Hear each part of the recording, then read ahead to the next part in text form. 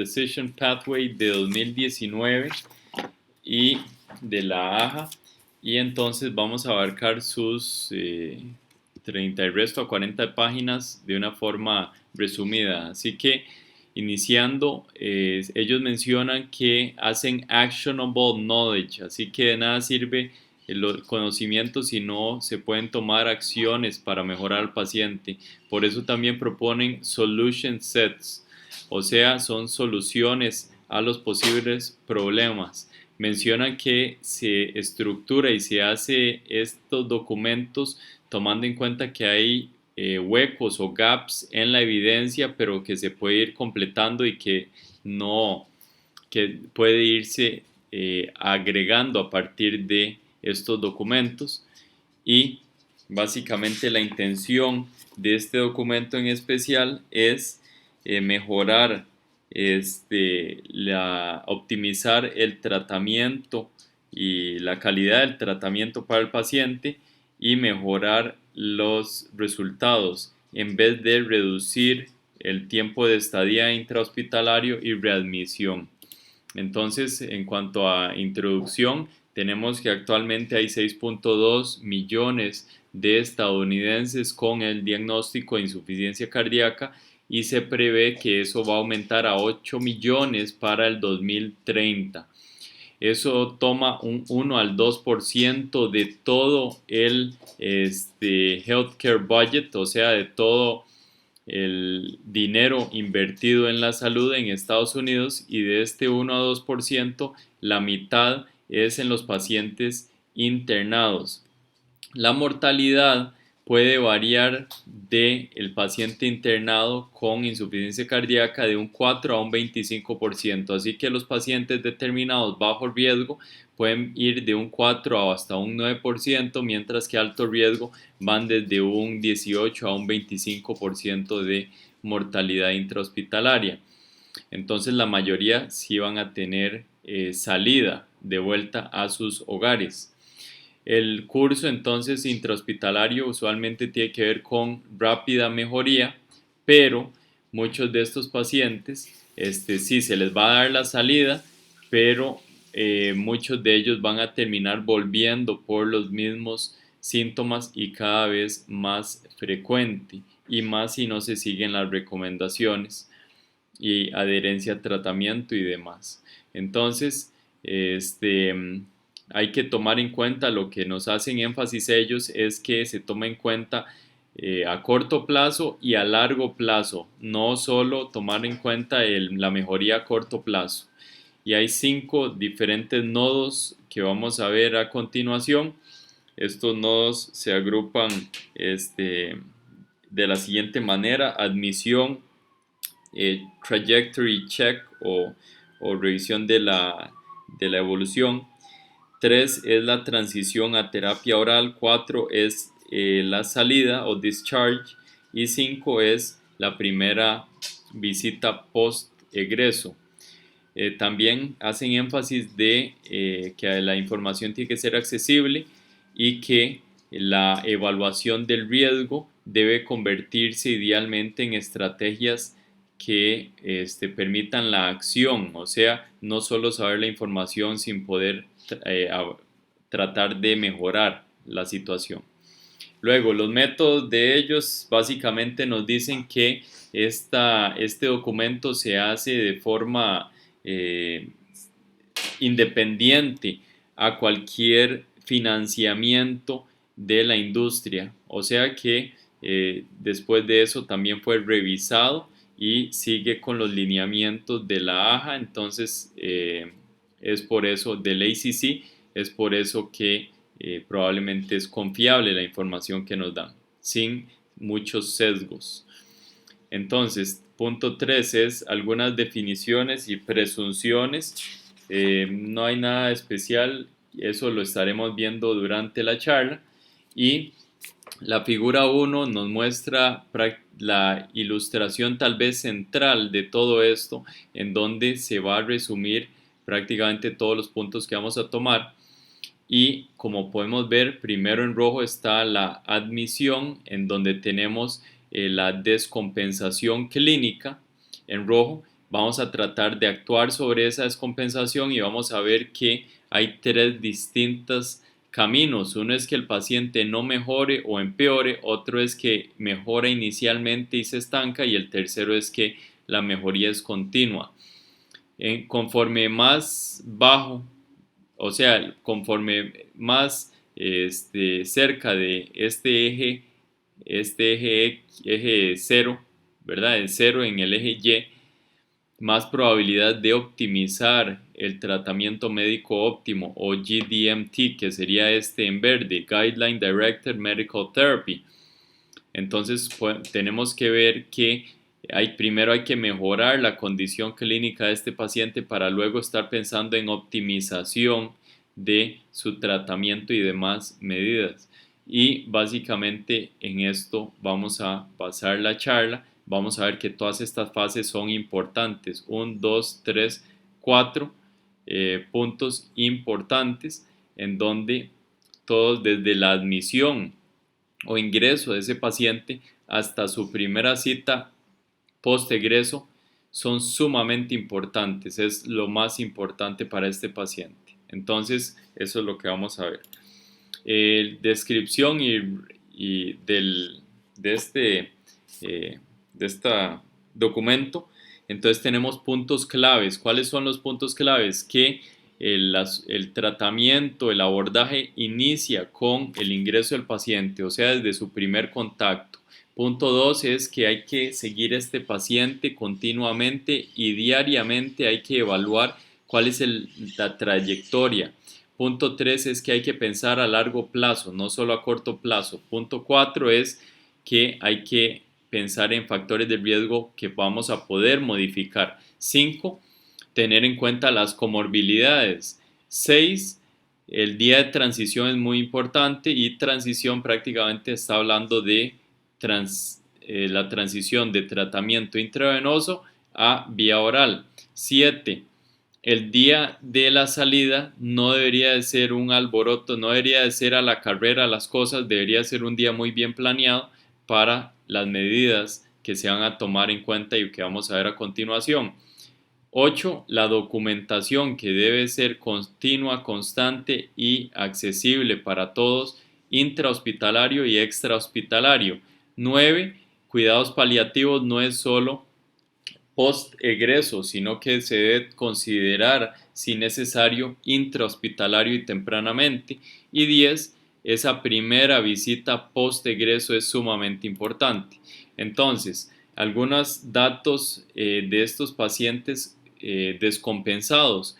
Menos de un 10% tienen una enfermedad que ponga en riesgo su vida agudamente. 80-90% de estos pacientes son ingresados.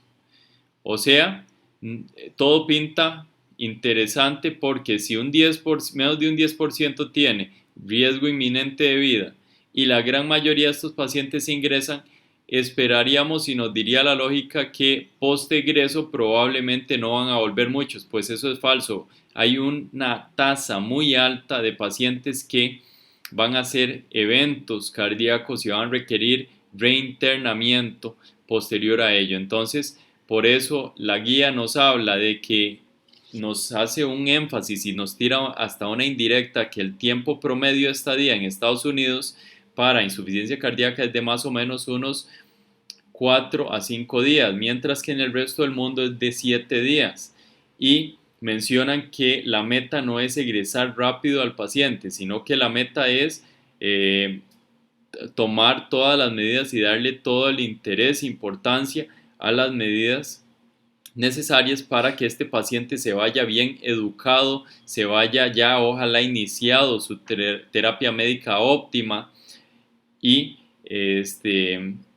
familia también enterada y demás. Entonces, vamos a ver aquí a continuación esta figura 2, que es muy importante, que esto es cuando llegamos y vemos al paciente por primera vez. Hay alta probabilidad de que este paciente tenga insuficiencia cardíaca. Pues la respuesta es sí, por eso estamos viendo esta charla. Entonces, siguiente pregunta sería, ¿Este paciente está crítico, sí o no? Si está crítico, bueno, ingréselo y tome en cuenta cuidados intensivos, probablemente. Si no está crítico, vamos a ver la documentación previa. ¿Tiene historia o no tiene de insuficiencia cardíaca? Si la tiene, perdón, si no la tiene, pues tenemos que ir a investigarlo. No es que podemos darle salida y que listo, no tenés insuficiencia cardíaca. No, hay que ingresar al paciente para aclarar qué es lo que está sucediendo. Si sí hay historia, entonces vamos a ir a ver la congestión del paciente. Tiene una congestión que es leve, que puede ser tratada en su casa, o es más que eso, o sea, es marcada. ¿Qué es marcada? Por ejemplo, edema escrotal, edema periorbitario o ortopnea, que ha requerido cada vez más utilizar más almohadas y que es incesante, etcétera, etcétera. Entonces, pronto vamos a ver ciertos signos y síntomas de la congestión, pero entre más marcado, más necesidad de ingresarlo. Si no es marcado, vamos a ir a ver cuál es el riesgo médico o la complejidad del paciente. Pues si la complejidad es alta o moderada, ingresemos al paciente. Si la complejidad es baja, por ejemplo, el paciente que tiene insuficiencia cardíaca, que tuvo una descompensación, pero fue porque viajó a México y comió más tacos de la cuenta con picante y sal y demás, y mucho líquido, pues tiene un factor descompensante claro que podemos abordar, sea en observación o desde la casa. Entonces, por eso tenemos que tomar en cuenta la complejidad. Si ocupo más información, si no estoy tan seguro si esos tacos en México fueron lo que descompensaron al paciente, bueno, consigamos la información y tomamos las decisiones del caso, y ahí vamos a decidir si hay que estudiar más al paciente o si todo está muy claro y es una descompensación leve. Ok, entonces por eso es que tenemos que tomar en cuenta el trigger o lo que produjo esta descompensación, si podemos detectarla. Recordar que irse a la casa depende de la inmediatez y posibilidad también de acceder luego a la clínica de vuelta. Si no, probablemente tenga que quedarse y manejar o tratar el paciente post egreso. Entonces, la mayoría de los ingresos hospitalarios van a ser, ya vamos a volver a ver esto, vamos a cerrar esta interrupción. Entonces, la mayoría de los ingresos hospitalarios van a ser por falta de información, no así por severidad del paciente. Así que esto nos muestra un sesgo, un problema importante de nuestros sistemas de salud, en donde la ausencia de información más bien nos hace tener que ingresar al paciente, sea dada por el paciente, mal historiador, o porque la documentación no es tan clara. Entonces, este documento trata de hacer un gran esfuerzo para lograr enmendar estos problemas. Entonces, vamos a ver algunos predictores del riesgo en el servicio de emergencias que nos hacen pensar que este paciente tiene que quedarse ahí ingresado. Claramente, si tiene esto riesgo inmediato o riesgo intermedio, deberíamos de ingresar al paciente. Si tiene bajo riesgo, pues podemos considerarlo. Entonces, ¿qué son cosas de riesgo inmediato? Que tenga hipoxia, que esté en estado de shock, anúrico, que tenga una infección activa, que esté hemodinámicamente inestable, o intermedio, que tenga recién diagnosticada insuficiencia cardíaca, hipotenso, taquicárdico, disfunción renal, hiponatremia, elevación de enzimas cardíacas o BNP, disfunción hepática. Y bajo riesgo es lo que no cumpla ninguna de estas, que sea más que todo cambios de laboratorio y que el paciente esté estable. Entonces, vamos a ver en cuanto a la admisión. En cuanto a la admisión, la gran mayoría de estos pacientes van a ingresarse desde el servicio de emergencias. Un 80% van a subir desde emergencias.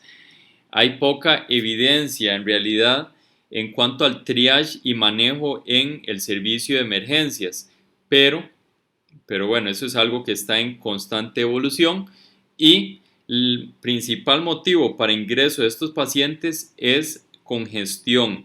mientras que otras causas como falla respiratoria, shock cardiogénico, taquicardia ventricular incesante son causas menos probables de ingreso. Entonces, continuamos. Hay que siempre recordar en estos pacientes el big picture, o sea, pensar a corto plazo y pensar a largo plazo. Hay dos principales temas en este paciente, que es primero descongestionarlo y en segundo lugar optimizar la terapia. Ya sabemos que no es solo descongestionar y después de completa descongestión optimizar la terapia. No, van de la mano, pero impera primero la descongestión. Entonces, antes de que asumamos que el paciente no es adherente o que asumamos causas de la descompensación que son superficiales o no basadas en suficiente información, hay que recordar un par de cosas. Hay que recordar que asumir no adherencia puede estigmatizar al paciente, puede alterar la relación médico-paciente o puede también generar falsos negativos, que estos falsos negativos lo que nos van a generar es, falsos positivos en cuanto a causalidad, que van a generar que nos enfrasquemos en terapéuticas innecesarias y no veamos el problema real, o que no tomemos en cuenta la realidad de las cosas, que hay muchos pacientes que tienen lapsos o momentos en que la restricción de sal o el horario de toma de medicamentos simplemente no se da a la perfección, y en los estudios se muestra que por más que queramos nunca se va a dar a la perfección, y no hay que satanizar al paciente por ello, puesto que aún a los mejores pacientes y más adherentes, hay ciertos momentos en que no lo van a cumplir. Y entonces, si llegamos al final de cuentas a este último diagnóstico, que es de exclusión, que es no adherencia, entonces hay que tomar en cuenta la posibilidad de pedirle ayuda a trabajo social o educación motivacional. Bueno, y aquí tenemos otros factores que pueden contribuir al empeoramiento de la insuficiencia cardíaca, que son cosas que si no las pensamos no vamos a abordarlas. Entonces, entre ellas tenemos alteraciones tiroideas, anemia, infecciones, otros diagnósticos cardiovasculares, medicamentos que pueden aumentar retención de sodio o medicamentos que pueden tener un efecto inotrópico negativo, FA, hipertensión, isquemia miocárdica. Entonces, recordemos que muy tempranamente hay que abordar este paciente desde la admisión. Ya tenemos que estar pensando a largo plazo, o sea que terapia física tenemos que irlo pensando si necesario, nutrición también, discutir con el paciente y familiares los que esperan ellos de los abordajes, cuáles son sus prioridades y cuál es la expectativa de la calidad y cantidad de vida para el paciente, y tratar de ponerlo en perspectiva con las posibilidades, y ojalá también desde el inicio tener alguien que tome las decisiones. Aunque el paciente esté en completo control de sus decisiones, hay que tratar de tener alguien ahí que pueda tomar decisiones en caso de que el paciente tenga alguna complicación o que no pueda hacer uso de su raciocinio. Entonces, aquí tenemos la evidencia de congestión clínica. La mayoría de estos pacientes se van a presentar con un síntoma y un signo. Esa es la mayoría de los pacientes, así que no esperemos todos los signos o síntomas, y no esperemos que tengan siempre ortopnea y que venga solo al hospital si presenta ortopnea o si presenta edemas bipodálicos. No, hay que ver cuál es el síntoma y signo pivote para el paciente, y educar al paciente que si tiene sus síntomas o signos centinela idiosincráticos para ellos, que vengan, porque si les hablamos de síntomas y signos que nunca han tenido, pues o recomendarles venir al hospital hasta entonces podría ser ya muy tarde. Entonces, de estos síntomas usualmente es uno y uno, y recordar que no podemos guiar el tratamiento únicamente con mejoría de síntomas, puesto que muchos de estos pacientes se ha demostrado que ellos refieren que ya se resolvieron sus síntomas, pero clínicamente todavía tienen signos de congestión. Así que después de que el paciente ya se siente bien, todavía seguir un poquito más esta compensación, idealmente con algún tipo de monitorización más objetiva con signos, si no es que tenemos monitoreo hemodinámico. Entonces ya sabemos que congestión es este término WET que vamos a ver ahorita en el plot de Forrester, y vamos a verlo aquí, que es esta clasificación. Siempre hay que tratar de hacerlo clínicamente con el paciente. Hay que recordar que el paciente que está, esto aquí es perfusión y esto aquí es congestión. Entonces esto es seco o húmedo, queremos estar secos, y esto sería frío o caliente, queremos estar calientes. ¿Cómo se determina la perfusión? Bueno, por distintos métodos. La más objetiva sería un índice cardíaco de 2.2 como punto corte y por indexado, y para congestión tenemos una presión de llenado de ventrículo izquierdo o enclavamiento pulmonar mayor o igual a 18 milímetros de mercurio.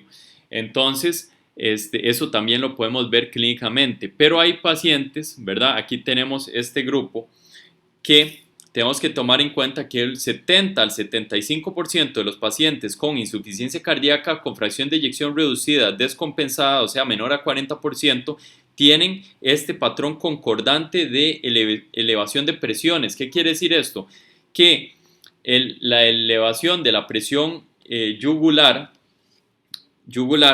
venosa yugular es usualmente el signo más confiable para aumento de presiones de llenado del ventrículo izquierdo. O sea, el lado derecho me está manifestando lo que está sucediendo al lado derecho.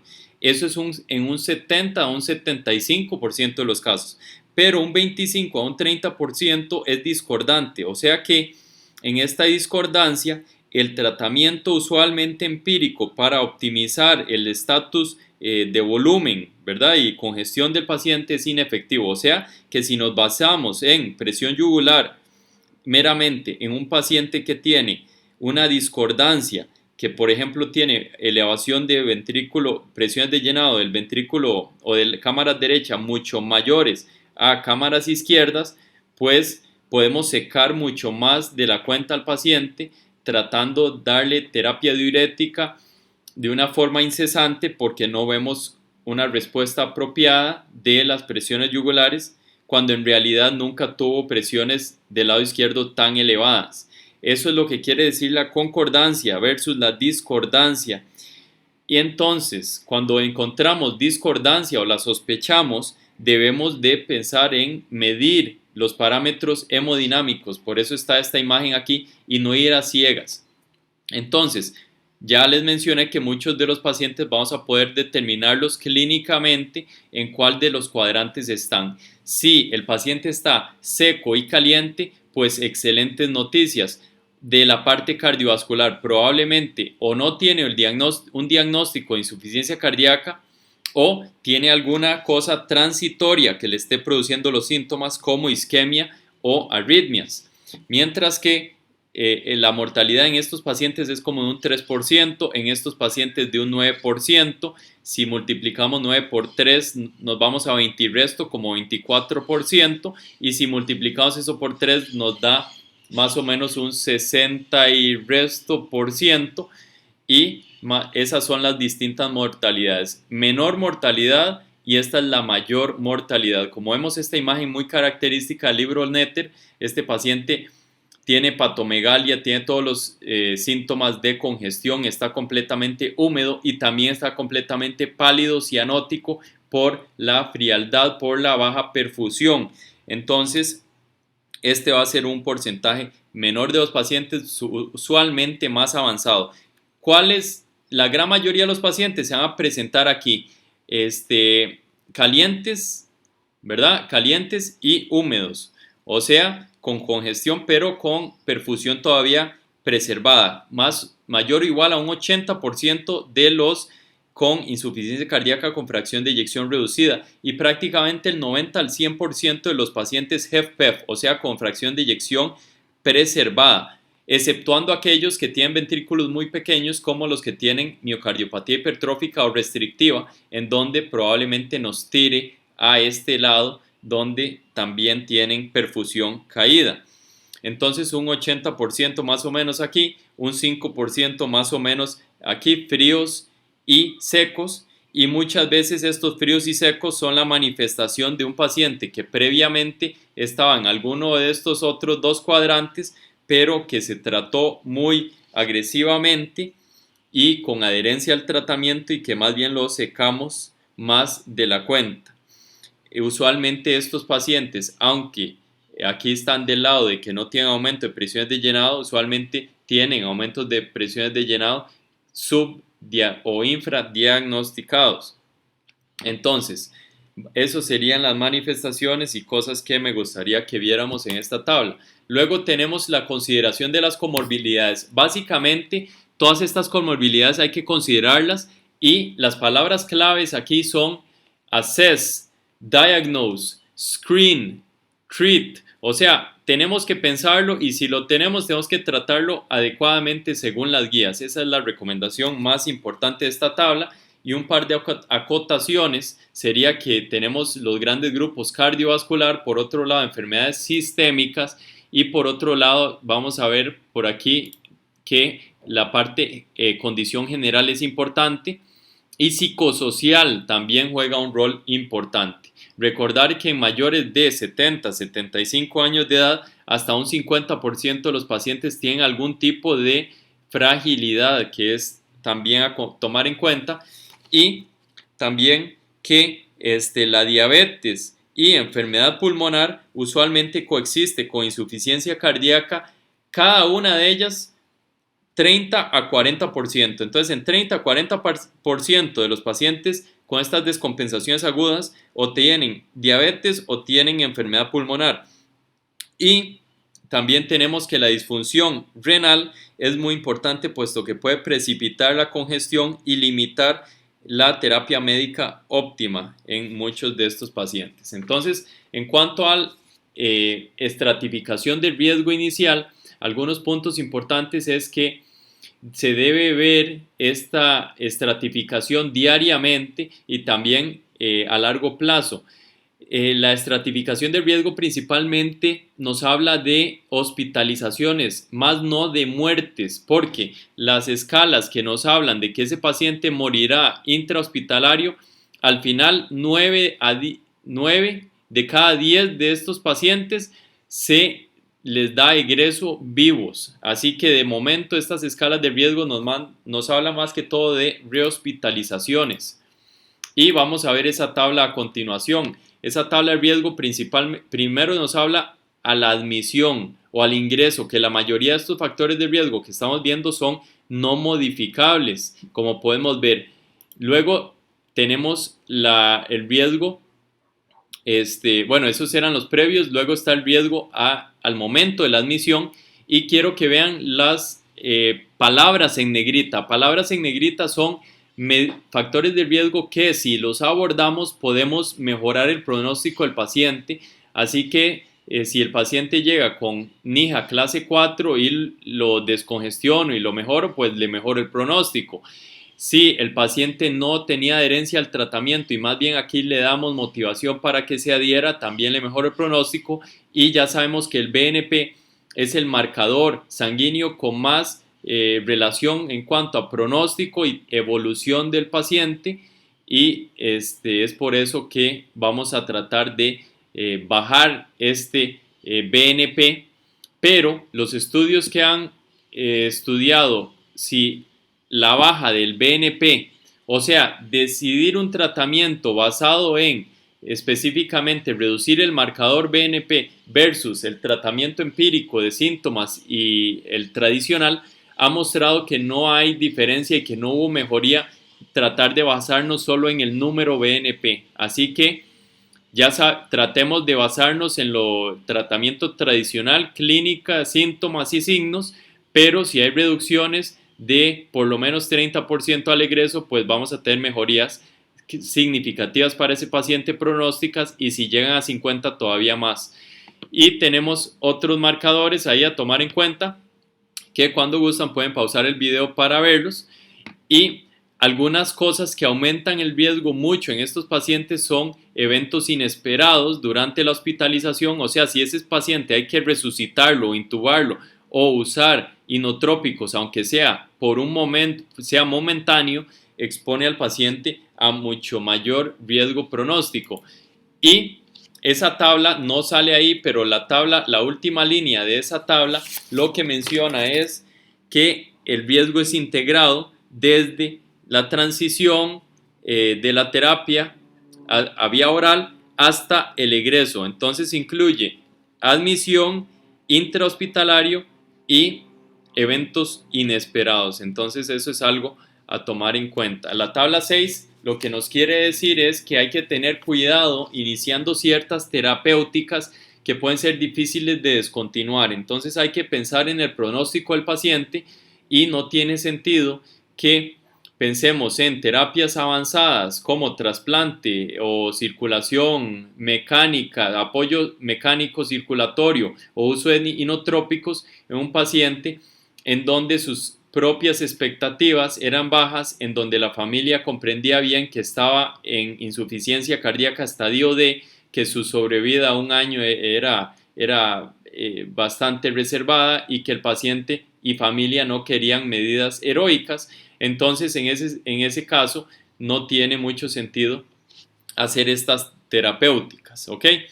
Entonces hay que discutir el pronóstico, hay que evaluar si apropiado terapias avanzadas, revisar cuáles son las metas, considerar antes de las intervenciones si valen o si tienen o no indicación, y educar en cuanto a cuidados paliativos y hospice. Hospice options ya es como un bueno, lugar de cuidado donde hay usualmente pacientes con enfermedades terminales.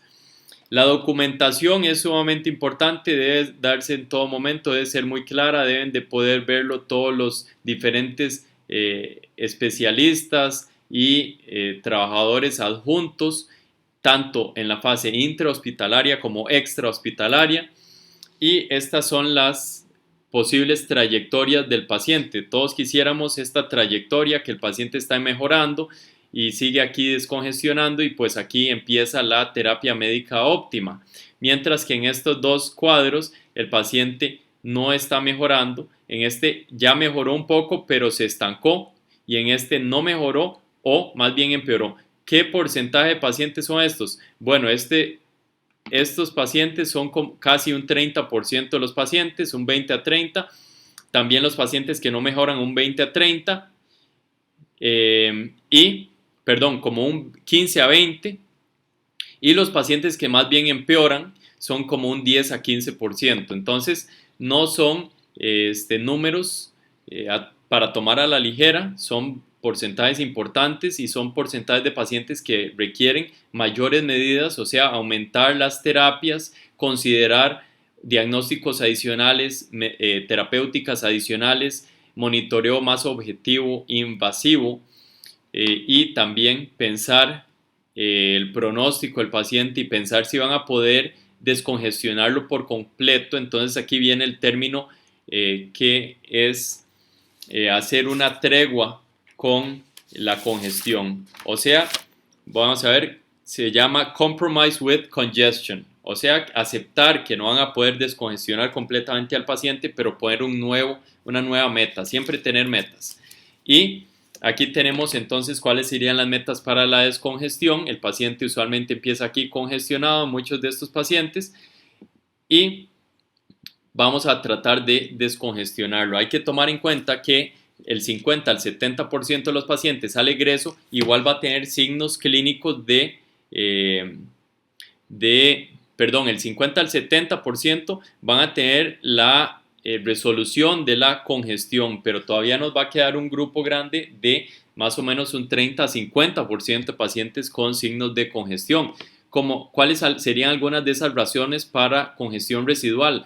El paciente que tiene un bajo gasto cardíaco, insuficiencia cardíaca predominantemente derecha, enfermedad renal avanzada, hipotensión sintomático o limitaciones para el autocuido. Y quisiera agregar ahí otra que sería frenar antes de tiempo la terapia diurética por hipotensión postural, puesto que muchas veces se ha visto que el clínico cree que esa hipotensión postural es por sobrediuresis o sí, es por diuresis excesiva, cuando en realidad usualmente es por dilatación excesiva. Entonces es importante continuar esa terapia diurética un poco más allá. Ok, tomar en cuenta que al momento del ingreso no sabemos cuánta diuresis se requiere, no hay forma de determinarlo, y que además si lo que tratamos de determinar basado en el peso de la admisión menos el peso previo del paciente, usualmente también estamos infraestimando el exceso de fluido que tenemos que tratar de sacar de este paciente. Bueno, y algunos de los índices que nos hablan de que estamos llegando a metas son esas, o sea, ausencia de edemas, de crépitos, de disnea, de hepatomegalia, de ortopnea, vendopnea, una presión yugular, venosa yugular de más o menos 6 a 8 milímetros de mercurio o menos y que tenga ausencia de reflejo hepato yugular. Ahora, ¿cuáles son los diuréticos usuales? Entonces, en nuestro centro y en general se usa furosemida como la base. En realidad, cuando hablamos de otros diuréticos, casi siempre se dice el equivalente en furosemida es de tanto, así que por eso lo vamos a usar. El furosemida hay tanto vía oral como vía intravenosa y por eso, entonces, la recomendación es que en paciente que ya usaba furosemida, cuando llega al hospital se le incremente la dosis hasta de 1 a 2.5 veces la dosis, y si no usaba furosemida, entonces la meta inicial a la admisión es de 40 a 60 miligramos por día. Pero bueno, aquí están las distintas dosis. Como podemos ver, este es el techo para la dosis en el paciente internado, usual inpatient dosing, el máximo, y este ya es el paciente que está en su hogar. Entonces, como podemos ver, son dosis muy altas y son mucho más altas probablemente que lo que usualmente usamos, y esto es un llamado a tomar en cuenta que a veces hay que podemos subir la dosis de diurético en muchos de estos pacientes y que se podrían beneficiar y que el techo era mayor del que probablemente pensábamos. Vean que aquí este techo de dosis continua IV es de 2 ampollas por hora, o sea, 40 miligramos por hora. Luego de los tiacidas, solo voy a mencionar hidroclorotiacida, que ya sabemos la dosis, 25 a 50 miligramos una vez o 2 veces al día. Y metolazona es otra en caso de que tengamos resistencia o no respuesta a el diurético de asa. Entonces a veces se recomienda hacer doble bloqueo renal de la nefrona, que sería agregando un tiacida a un diurético de asa. No tiacida solo. Si vamos a usar uno solo, vamos a ir al diurético de asa, que es el más potente, pero si ocupamos más, vamos a aumentar su dosis, y si eso no nos sirve, vamos a tratar de agregarle el tiacida, tomando en cuenta sus posibles complicaciones de agregar estos dos, que es la hipotensión y las alteraciones hidroelectrolíticas. Entonces, esos serían los medicamentos, y estas son las recomendaciones de las dosis de terapia IV. Ya les acabo de mencionar esto, iniciar rápidamente, esto es importante y cambia el pronóstico del paciente. El paciente que se le inician diuréticos tardíamente se muere más. Obviamente el paciente que viene que está congestionado. Y cada cuánto darlo, por lo menos darlo cada 8 a 12 horas o darlos continuamente. Hay un estudio que se llama el estudio DOSE, en donde se comparó dosis continua versus en bolos, y en realidad no hay diferencia estadística entre ninguno de los dos, pero sí hay como una tendencia que dar el diurético de forma continua redujo la necesidad de asociar un tiazida, y también en este estudio no incluyeron pacientes que tuvieran dosis mayores a, vamos a ver, creo que eran mayores a 340 miligramos por día. O sea, que hay muchos de nuestros pacientes que no sabemos si se beneficiarían o cuál sería la diferencia entre continua versus embolo. Pero bueno, esto es a discreción del clínico. Y después vamos a monitorear a este paciente con signos, síntomas, orina, tasa urinaria, ¿verdad? Presión arterial, electrolitos, y ver cómo va la trayectoria de este paciente. Si el paciente va mejorando, vamos pensando en pasarlo a vía oral. Si el paciente no mejora o más bien se estanca, entonces tenemos que primero, paso número 1 es escalar los diuréticos. ¿Cómo? Aumentarle 50 a 100% más los de ASA, o agregar el tiazida, o considerar otros tiazidas. Y en el caso de que el paciente ni siquiera había tenido mejoría inicial, tenemos que considerar aún otras cosas como el monitoreo hemodinámico, inotrópicos y terapias avanzadas. Entonces, diariamente hay que estar midiendo electrolitos, peso, orina y función renal. Estos son los pacientes que están mejorando, estos son los que quisiéramos todos, en donde se puede iniciar intrahospitalariamente y rápidamente la terapia médica óptima. Mientras que, bueno, ya que mencionamos terapia médica óptima, ¿cuáles son los principales medicamentos que tienen evidencia más contundente? Hay que recordar que este no es cualquier paciente, este es el paciente que acaba o recién acaba de tener la A, que es Acute Decompensated Heart Failure. No es el paciente con insuficiencia cardíaca crónica. Entonces, en este contexto de pacientes, la evidencia es un poco más escasa, y para eso tenemos el Consensus Trial para los IECAS, Copérnico para beta bloqueador y Pioneer para los ARNIs. Entonces, en general se recomienda iniciar a dosis muy bajas y ir subiendo.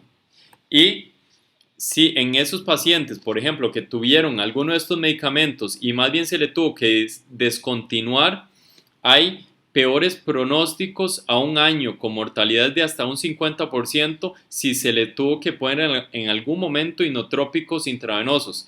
Y la tabla 8 muestra el Pioneer y el uso, la aceptación del ARNI, que ya sabemos que hay que quitar primero el IECA o el ARA2 si lo tenía, y vemos algunos de los criterios: que el paciente en las últimas 6 horas no pudo haber tenido aumento de uso de diuréticos o vasodilatadores, o ausencia de inotrópicos en las últimas 24 horas, o una presión sistólica mayor a 100, mantenido por al menos 6 horas. Entonces ya tenemos esta nueva opción en el caso de los ARNIs, que nos viene a dar el Pioneer, mientras que el Paradigm usaba pacientes más estables que todavía no eran para este contexto. Así que ahora sí tenemos ese aval. Y otros medicamentos que podemos tomar en cuenta: podemos tomar en cuenta también nitratos e hidralazina para la población afroamericana, también tomarlos en cuenta en paciente que nos está empeorando función renal, en donde tienen su contraindicación para otros bloqueantes del sistema renina-angiotensina-aldosterona. O también nos puede servir este tratamiento para iniciar terapia médica óptima más rápido, puesto que está la opción de empezar ese tratamiento vía oral, en vez de todavía mantener al paciente más tiempo en la vía intravenosa. En cuanto a ivabradina, algunas de las recomendaciones es que la ivabradina, la indicación es después de tener dosis máximas toleradas de beta bloqueo. No es que ivabradina antes del beta bloqueo, no, primero beta bloqueo bien dado y luego ivabradina. En cuanto a la digoxina, tomar en cuenta los factores, las posibles complicaciones, pero en el caso de, por ejemplo, FA asintomática, pues nos puede ayudar mucho, y siempre y cuando el paciente no tenga contraindicaciones para su uso, que sería principalmente las alteraciones de potasio, que tenga, vamos a buscarlo por aquí. Bueno, lo vamos a encontrar ahora después. Por mientras les comento las glifosinas que no tenían evidencia, mucha evidencia antes de estos últimos años, pero tenemos el Emperor Reduced y el DAPA-HF que nos habla de que son seguros y que además de seguros hay importantes beneficios, aunque aún no salen en guías como tratamiento médico óptimo, lo vamos a ver prontamente. Y vamos a ver esos pacientes que se quedaron estancados. Lo que hay que hacer es escalar la terapia diurética. Hay que considerar bajar o disminuir los medicamentos bloqueadores neurohormonales para poder aumentar los diuréticos, puesto que bloqueando mucho el neurohormonal, usualmente la diuresis, la respuesta a la diuresis con los diuréticos es menor. Entonces, primero, descongestionar al paciente. Otras estrategias, si no hay hipotensión sintomática, podemos considerar vasodilatadores intravenosas. Si no hay seguridad del perfil hemodinámico, pues verlo de forma invasiva, reevaluar y repasar y consultar a los especialistas a cargo. Y si el paciente más bien o no mejora o más bien empeora, considerar ingreso a cuidados intensivos, otra vez monitoreo invasivo y tomar en cuenta estas conversaciones con el paciente y familiares y ver las necesidades que tengan, las metas que tengan, y así podemos ver a quién consultar siguiente. Y algunos eventos inesperados que tenemos, ¿cuáles podrían ser? Podrían ser taquicardia ventricular, fibrilación ventricular, embolia pulmonar, síndrome coronario agudo, falla cardíaca severa, o otros diagnósticos que nos pueden enredar un poco sería falla renal, infección, falla respiratoria o sangrado gastrointestinal. Así que tomar en cuenta a qué nos estamos enfrentando, y por ejemplo, si estamos en shock, la evaluación hemodinámica con cateterismo de cámaras derechas y monitoreo continuo debe ser considerado. Y muchas veces, si creemos que tal vez no haya hipoperfusión, ayudarnos con lactato en las primeras horas inicialmente, porque eso nos puede ayudar a revelar el grado de hipoperfusión real que tiene el paciente.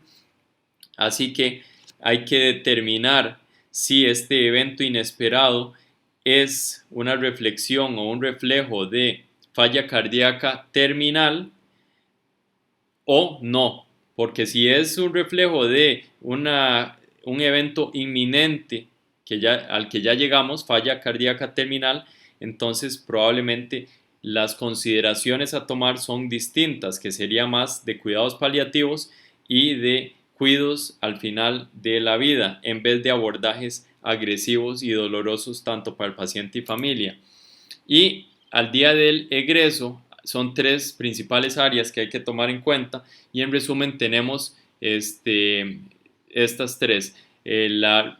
Resumen de la evolución clínica, educación a paciente y familiar, y identificación de quienes van a continuar ese seguimiento. Entonces aquí tenemos la tabla que ellos proponen, que se puede hasta imprimir, y eso es importantísimo porque es una forma estandarizada en donde podríamos llevar esta información clara, el paciente tener claro cuál es la restricción dietética de sodio, si la tiene, si tiene o no que tiene que hacer ejercicio, cuáles medicamentos tiene. Entonces ellos usan el término test, retest, y eso es lo que prácticamente están haciendo aquí, es asegurarnos que la educación y la información esté llegando y haya adherencia al tratamiento y haya claridad de las cosas. Entonces otro es el Focused Discharge Handoff, donde tengo la información del paciente, cuáles son las patologías que tiene, cómo estaba al egreso, y también hasta le damos tarea al paciente, como por aquí, que le damos tarea al paciente preguntando que apunte la presión, que tiene, el peso que tiene y demás. Y como vemos en este punto final, estamos asegurándonos que ese paciente no se va a perder y que todas las medidas que tomamos van a ser provechosas, puesto que alguien le va a dar continuidad. Entonces, esto es una gran propuesta de este grupo en el año 2019. Vemos que este checklist para llamada, o sea, el seguimiento del paciente, se le da la salida y a las 48 a 72 horas ya se le está llamando para ver cómo está y tiene que contestarnos todas estas preguntas. Aquí es donde ellos también nos tienen que contar si están haciendo las tareas o no las están haciendo, si están comprendiendo o no están comprendiendo las cosas. Y después de este seguimiento telefónico viene la visita, que básicamente va a ser a la semana de la salida, en donde este checklist se va a ver y tomar en cuenta la evolución del paciente y qué más se puede optimizar y si se pueden aumentar o no medicamentos y cómo está la función renal y los electrolitos con los medicamentos que se le cambiaron y aumentaron. Entonces, básicamente eso sería. Quiero agregar al final que el tratamiento o la interconsulta, cuidados paliativos, debe ser considerada y que no intrahospitalariamente y no solo cuando se le da el egreso al paciente. O sea, idealmente el paciente que consideramos para cuidados paliativos deben de verlo o conocerlo antes de que se vaya al hospital y no solo nos van a ayudar con el dolor, sino que también nos van a ayudar con otras áreas y esferas, puesto que su especialización les da más fluidez para comunicar ciertas cosas al paciente y para informarnos de vuelta. Así que es una consideración importante. Y al final, algunas de las metas del Advanced Care Planning es discutir siempre, involucrar al paciente en todo esto y tener claro cuáles son las expectativas del paciente, qué va a pasar en el caso de una eventualidad y no esperar que suceda la eventualidad para empezar a actuar. Muchas gracias.